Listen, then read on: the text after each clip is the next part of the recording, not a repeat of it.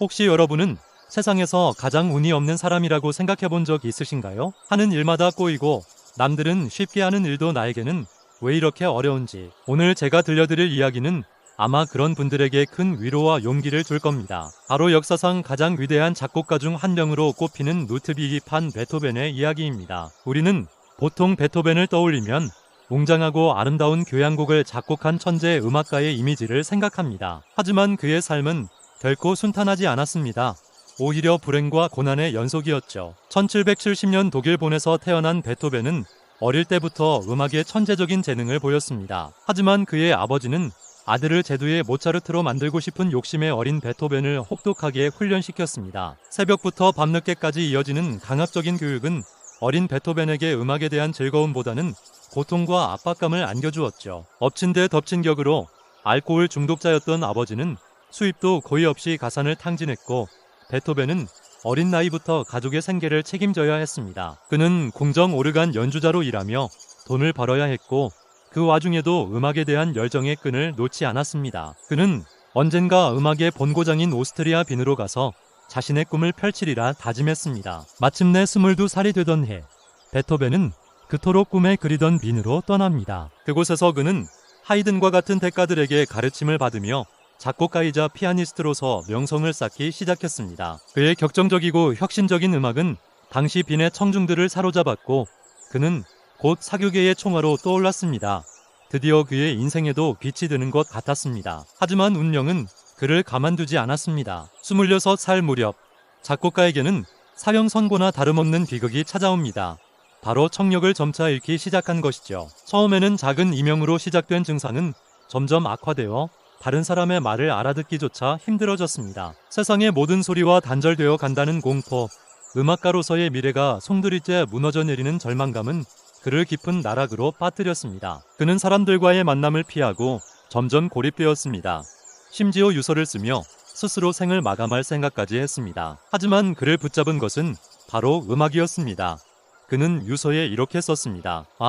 아직 내 안에 있는 모든 것을 만들어내기 전에는 이 세상을 떠날 수 없을 것 같았다. 그는 청력을 잃은 절망 속에서도 자신의 내면에서 울려 퍼지는 음악을 세상에 꺼내놓아야 한다는 사명감을 느꼈던 것입니다. 이때부터 베토벤의 진짜 위대한 여정이 시작됩니다. 그는 더 이상 귀로 들을 수 없게 되자 오히려 소리의 본질에 더욱 집중했습니다. 그는 머릿속에서 완벽한 소리를 상상하고 그것을 오선지 위에 그려냈습니다.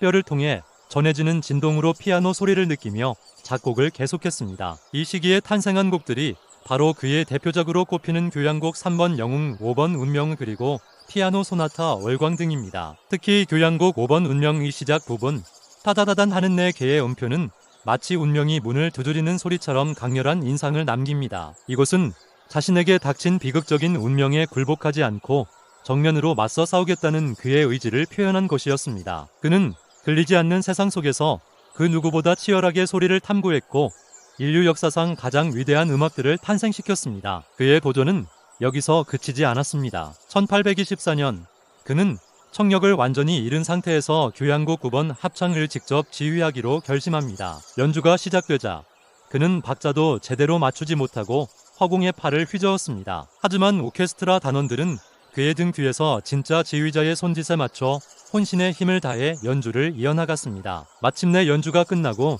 관객들은 모두 자리에서 일어나 올해와 같은 박수와 환호를 보냈습니다. 하지만 베토벤은 아무 소리도 듣지 못한 채 지휘대에 멍하니 서 있었습니다. 그때 한 여성 단원이 그의 옷을 끌어 객석을 보게 해주었고 그제야 그는 자신을 향한 뜨거운 찬사를 눈으로 확인할 수 있었습니다.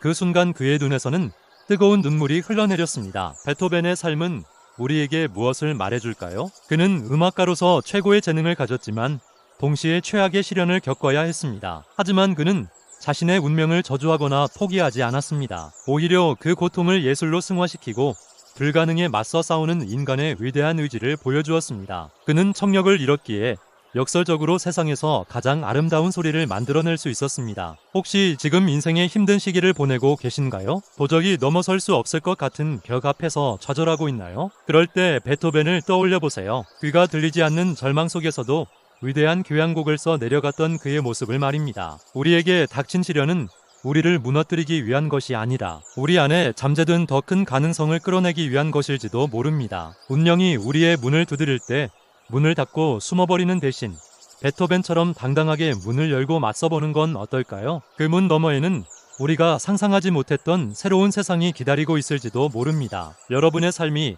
베토벤의 음악처럼 웅장하고 아름다운 교향곡으로 완성되기를 진심으로 응원합니다. 오늘 이야기가 마음에 드셨다면 구독과 좋아요 부탁드립니다. 감사합니다.